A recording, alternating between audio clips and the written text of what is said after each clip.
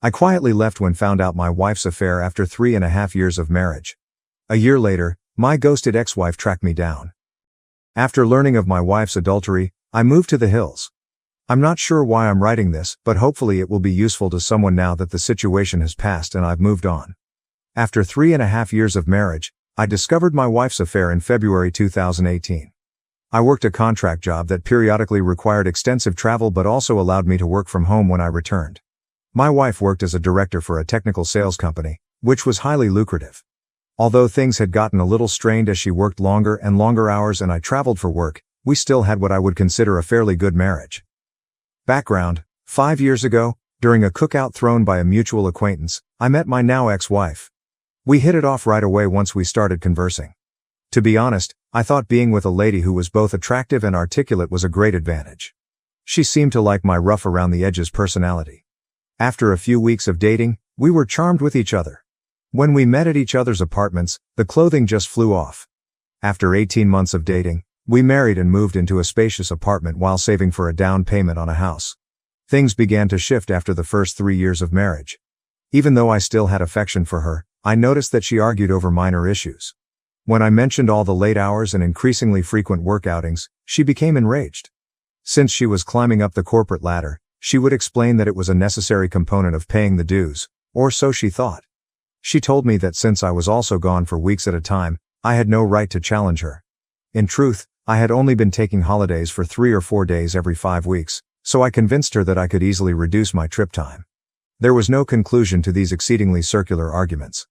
Looking back, I realize I was completely oblivious that my wife was having an affair. Aside from our diminishing sexual relationship and her consistent late work hours, I would never have guessed anything. I just figured she was exhausted from her job.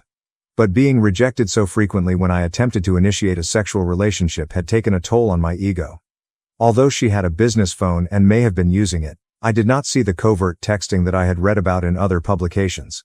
She used our spare bedroom as a home office and spent a lot of time in it. Kathy began returning home after work in September 2017 and instead spent the evening at a work engagement. This rose from 1 night per week to more than 3 evenings each week. Although I'm not inherently envious, she would surely be seen by others, and I'm aware that she would have to avoid some of the males at her workplace. Despite working with more male CEOs than female CEOs, she gave the impression that she was solely interested in her profession. The first time I believe she was cheating was a month before D-Day. She had stopped at the store before returning home.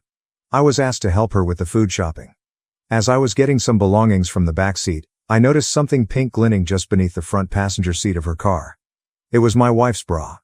She preferred ones from a specific clothes store, so I knew they were hers. Looking back, I see the bra was a warning sign. When she's feeling particularly amorous, she always takes off her bra first, from underneath her clothes. I'm not sure why, but watching this made me sick to my stomach immediately. I didn't understand why her bra was under the seat. I said nothing more. My heart must have been pounding so hard that I almost passed out, because when I returned the bags to the kitchen, Kathy inquired how I was feeling and claimed I looked like I had seen a ghost. I just ignored her remark. It took everything I had to hide my feelings, but I tried not to appear offended or fooled. I decided to find out if she was seeing anyone that night and the next day. I began to evaluate all of the signals I could have missed. Aside from the bra, I had no evidence. She works in a downtown office building, and we live in a relatively large city. I decided to temporarily put the affair out of my mind and explore giving her more of my time. One Friday evening after work, I prepared a delicious lunch and set the table with elegant plates, silverware, and candles. I bought a bouquet of flowers and a wonderful bottle of wine. When she arrived as normal after work, I showed her the supper and everything I had prepared. She apologized and said she was sorry, but she needed to go to a neighborhood hangout to meet up with her colleagues. She said she needed to take a shower first, but she could have a quick snack with me before leaving. I guess I fell completely silent because my insides turned on me. I won't go into detail about how angry I was at the time, but I'd had enough. I took my work cell phone and dumped it in her back seat while she was showering. I had considered using my own phone to find her. I then went into the kitchen and tossed away the food and flowers. She got ready after showering and looked lovely as usual. "All right, let's eat," she replied. "Never mind, go out with your friends," I told her. She inquired whether I was angry after giving me a strange expression. "I'm sad that you never want to do anything with me," I told you. She became enraged and sarcastically remarked on my short temper, ordering me to quit acting like a child. I said, "Foolish me," as I stood there, allowing everything to sink in. For once, I thought we should spend the evening together. She merely smiled and stormed away. When she left, I grabbed out my second phone and started following my work phone.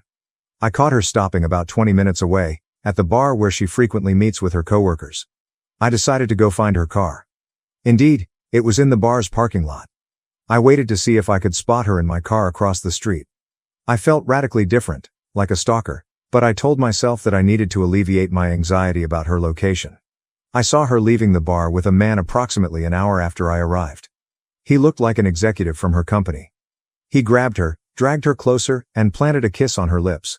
My entire body was numb, and my gut began to clench up. They went to a different vehicle and hopped into it together. When their car pulled away, I attempted to catch up with them. They drove to a hotel about 10 minutes away. As I came to a halt on the street beside the hotel, I noticed them exiting, holding hands, and entering. I had seen enough. I felt ridiculous. I started banging the steering wheel with my fist. That was it. Something went completely blank inside of me. I'm not sure if I had an out-of-body experience or blacked out, but as I recovered, I wanted a drink. At this point, my life took an unexpected turn. I simply started driving out of town, reliving everything I'd just seen. As much as I hate to admit it, I was crying because I was angry. I found a charming little tavern on the outskirts of town, perhaps 30 miles distant, and stopped in. I ordered a drink while sitting at the bar. The bartender, a lady, remarked I looked like someone had taken the wind out of my sails, thus I guess I looked like death had come early. I replied, half smiling. "You could say that?" A man sat down beside me and started a conversation. Even though I didn't feel like conversing, something about this guy made me feel comfortable. We had a talk, and my wife's adultery came up. I told her all I wanted was to be away from her and forget about her. "You are not alone, buddy," he said, giving me a back pat and a short gaze. "I went through that a few years ago. I believe there is a reason why these things occur. I guarantee you that your life can now take both positive and terrible turns. At this point, everything is up to you." His words, for some reason, startled me out of my funk. Even though I was aware of my anguish, I've always been able to think clearly, and he was entirely correct. We identified ourselves. Ray was his name. I appreciated his down-to-earth attitude, despite the fact that he was more of a country guy. "When are you going to move out?" he said. I suppose I never considered looking that far ahead. I had a fight-or-flight reflex going on, and I knew I didn't want to be around this woman anymore. "I have an idea and I feel very sympathetic to your situation," Ray informed you. "When the time comes, I have a mobile trailer on my property in case you need to go. It may take some tweaking and isn't really good. Why don't you come and see if you can envision yourself short-living in anything like that? I'll give you a great deal on it, at the very least. You could even park it on a beautiful piece of land I own. I would be grateful if you could watch it for me. It may be useful to escape your situation, just a thought." I took a while to grasp his concept. "Hell, honey, if I could have escaped my crazy ex-husband years ago, I would have jumped at the chance to live in his trailer or anything just to get my head on straight," said the bartender, who had been listening in on the conversation. Perhaps this was just what I needed, but I felt like I'd stepped into the twilight zone. "Yes, I'll think about it and maybe check it out," I said to Ray. After a time, we broke up and planned to meet at his house in a few days. I began to feel as if I had some perspective and a chance to escape what I perceived to be a dreadful heartache paired with a nightmare. I knew one thing for certain: I never, ever wanted to spend time with my wife again. I find cheating abhorrent, and it has always been something I felt I would never tolerate. I sat on the couch when I got home that evening after Kathy. Kathy questioned where I'd been when she came out. "Where have you been?" I asked, turning to face her. "You know, I went to get drinks," she explained. I said directly, "Are you having an affair?" She seemed astonished, but she quickly composed herself and replied, "No, why would you ask me that?" I told her that I'd heard she might be seeing someone at work. "Who told you this?" she stated. "Someone I know," I said, keeping the name a secret. After repeating, "You're being ridiculous," she accused me of intoxication and insanity and inquired about my location. "We're going to a bar to enjoy some drinks with our friends," I said. Despite her obvious desire to ask more questions, she returned to our bedroom and retired to bed. Now that I had proof she had been fooling me for months, I decided to sleep on the couch. I couldn't sleep because I kept envisioning her in bed with this man. I felt bad about myself, disgusted, and hurt. But then I thought of Ray's trailer. The concept of that made me happy, and it was almost like a revelation. Something must be wrong with me since the fight or flight reaction activated immediately in the midst of my misery, and I chose the flight response. We didn't talk much the next morning and went on with our weekend as if nothing had happened. I set up a meeting with Ray a few days later. When I arrived, I realized that Ray had a beautiful ranch, and the trailer was fairly nice, about 26 feet long and well furnished. It reminded me of a fantastic spring break vacation I took with friends while in college. Ray accepted the money I gave for the trailer. To be honest, I nearly stole it from him.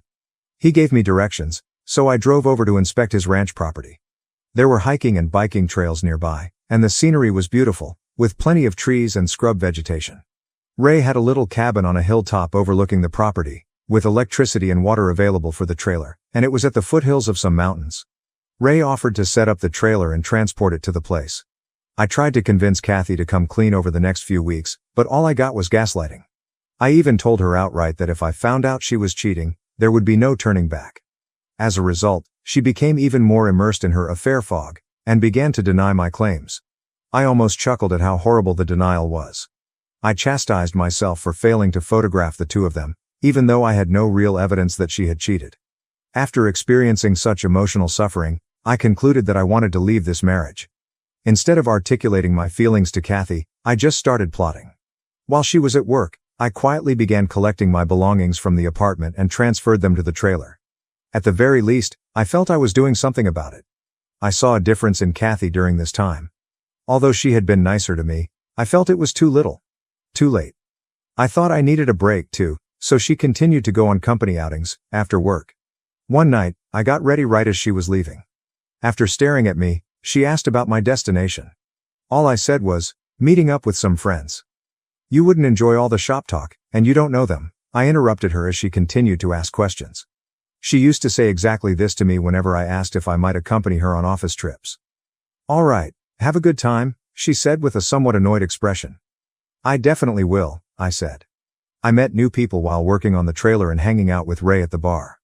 I felt better after spending time with Ray's lovely family and friends. I also decided to cut back on my drinking because I did not want to develop any bad habits. I knew better than to drown myself in sympathy, even though it would have been so easy. Kathy informed me that the following week she would be traveling for work. When I asked who was going, she said it was the executive team and a few department heads.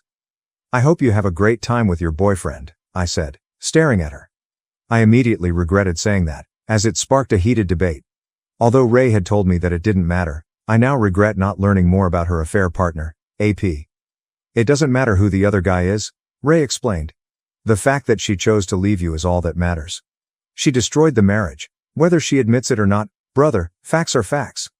Ray should write a book for the betrayed, damn it.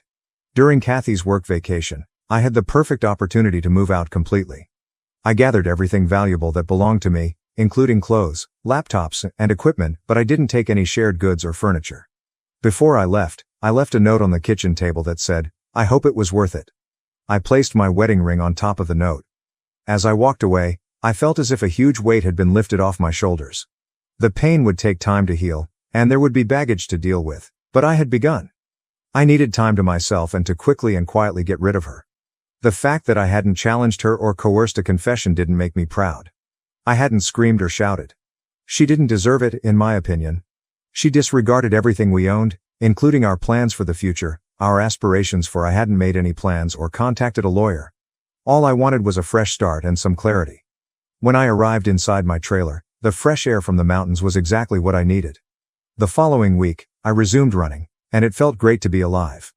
Kathy texted stuff like, we just landed, we're having a team dinner, and so on while she was gone. Where are you? Was the inquiry in a few emails.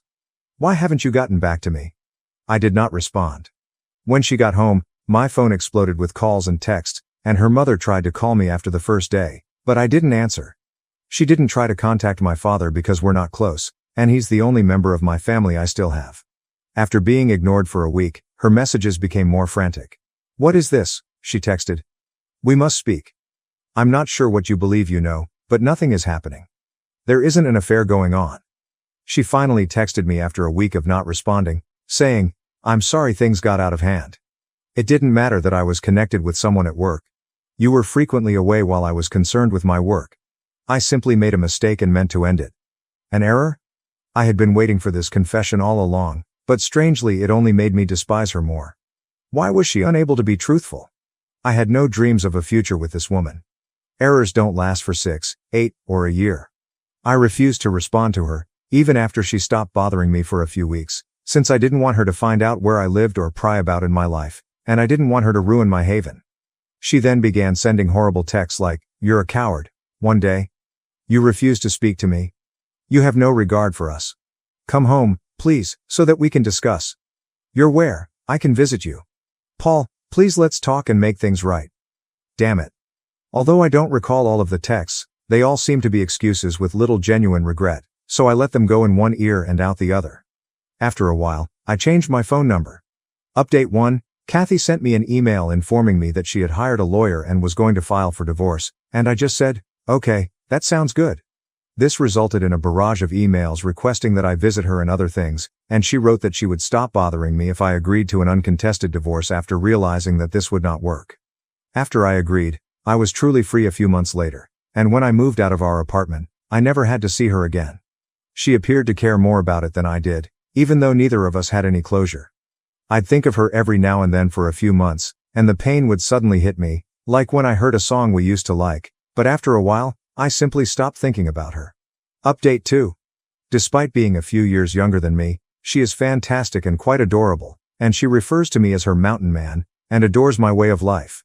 Things are going great now that I'm officially divorced. In fact, I met a wonderful girl while running on the trail just down the hill from my house. Although I'm not in a hurry to commit, I also don't want to give up on women completely. I have no plans to leave the trailer anytime soon.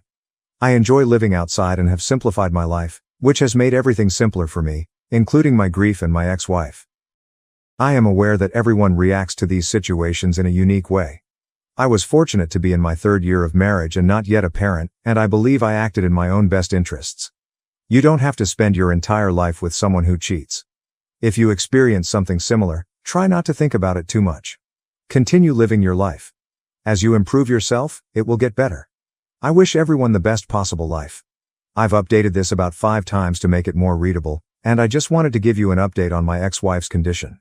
As I mentioned in my previous post, I was concerned that my ex-wife was attempting to locate me. I had left our previous residence, which was about 2 hours away, and I ran into her last weekend at a coffee shop I frequented in a nearby town. It didn't seem like a coincidence to me, and I was able to flee before she noticed. Update 3. I drove into town this past weekend to grab groceries and made a stop at my usual coffee shop. I was using their free internet to work on some paperwork for work, which I finished and walked out of. I was on my way to my pickup when I heard someone call out, "Paul." When I turned to look across the street, I noticed Kathy waving at me. Finally, Armageddon arrived. She raced across the street toward me, and I stood there in shock. As if expecting an embrace, she walked over and extended her hand, but I stopped her in her tracks by reflexively extending out my arms with my palms up. She appeared to be in tremendous pain. Then she said, "I've been looking for you, Paul. I've wanted to see you since I learned you moved here. Could we have a conversation?" Guys, I felt like an animal locked in a cage. Yes, I did. "All right, let's find a table or something and we can talk for a minute," I eventually conceded. When she asked if we could come to my house, I said no. At the end of the block, she brought me to a bench outside a little business. She began by commenting on how much I had changed and how much she admired my new appearance, beard, and fitness level. She exclaimed at how much my body had transformed. She was wearing a tank top, little white shorts, and her hair in a ponytail, just like I used to like. I had my radar set to high. She was plainly trying to activate the sex appeal. I needed to restrain myself so I could see where this was going. She started by claiming she was sorry for the affair. She said that after I left, karma had a significant impact on her. When her boss learned about the affair, the situation grew so tense that she resigned. Her affair partner, AP, who was at the time engaged, was chastised and transferred to a different area within the organization. She responded by telling his fiancé the truth after he blamed her for everything, causing the couple to split up. This is when she bowed her head and started to cry. I didn't say anything. I simply sat there and gazed around. She stood up straight and gazed at me for a long time. "What do you want from me?" I inquired. She told me that she did not intend to have an affair. She claimed that the company's politics and posture pulled her in, and that her AP used his charm and authority to coerce her. She admitted that she thought she was exploiting him in the same way that he exploited her. After I accused her of cheating, she indicated that she planned to come clean. She drank after work to alleviate the guilt she felt at the time since she despised herself. She claimed she felt dumb, alone, and as if her heart had burst with loss right after I left. She discontinued her friendship with her AP immediately. She believed she needed to find me to see if there was any hope of reconciliation because I refused to communicate with her or contact her. She desired a fresh start. Despite the fact that she was aware of our divorce, she thought we might start over. I merely looked at her. I then handed it to her. You have no right to come out here and undo all the harm you have done.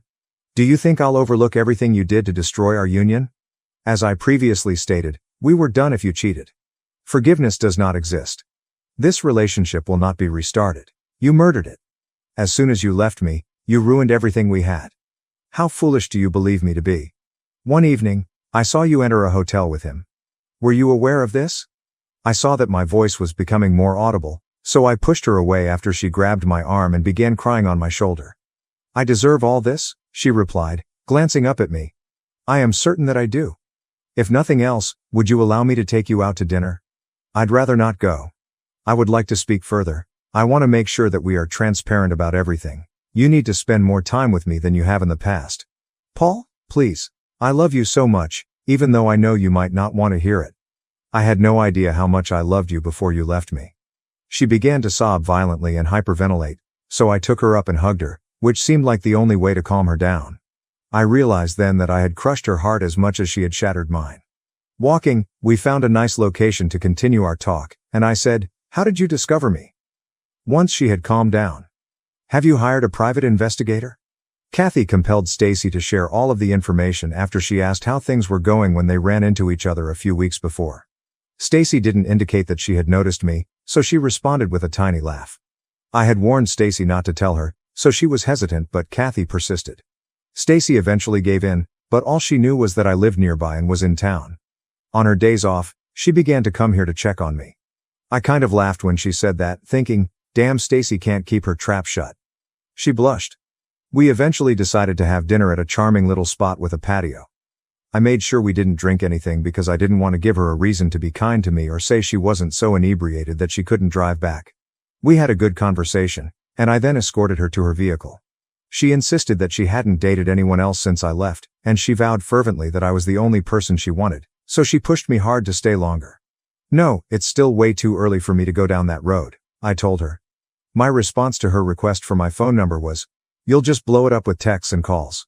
She wept over it, but in the end, she agreed with my decision and promised to send me an email with information on returning to town the following weekend before she left. I questioned her bluntly. "Would you have forgiven me if I had been the cheater?" Before she got in her automobile. "Yes, in time, but only if we saw a marriage counselor and worked through the healing process with lots of talking, maybe even a binding agreement," she said, pausing to think.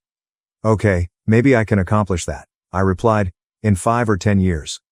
I would wait if that's what it would take," she said. She then took both of my hands in hers, looked me in the eye and added, "God damn it, Paul, I will always love you and will do anything to prove it."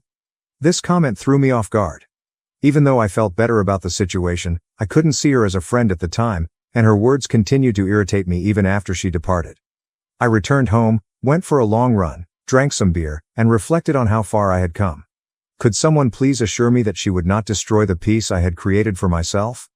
I had the luxury of time to sort through it and gain perspective, but it was all still too vivid in my mind.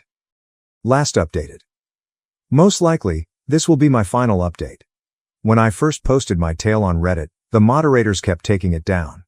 In summary, I ghosted my ex-wife for nearly a year before she discovered me. She wanted to make amends and restart our relationship. You will be very disappointed if you expected me to be the typical beta blue pill fool and forgive her. In a lengthy email she sent me last week, she conveyed her love and regret for the affair, and she offered to come out and stay with me for the weekend again. My response was to quiet her. I informed her that I had no plans to make amends with her. I'm very content living alone, taking advantage of my secluded situation, and keeping things simple. At 32, I'm not in a hurry to make changes. I have my own self-determination plan and have enjoyed the company of a few women and friends. I made it clear in my email response that I had no intention of reconciling and declined to provide her with my phone number. I no longer know or trust you because you made your bed. I wish you the best, and perhaps we will become friends in the future, but not right now. She was angered by my evasiveness and answered in a telling way, acknowledging that she had accepted a job offer from another state. Her genuine desire had been for me to accompany her, assuming that my remote work would make the move easier. She wished we could start over somewhere fresh. She wanted to come see me in person to try to persuade me because she was running out of time before moving. Fortunately for me, her time was up because I had a week of business travel planned. I am grateful. I will no longer have her in my life.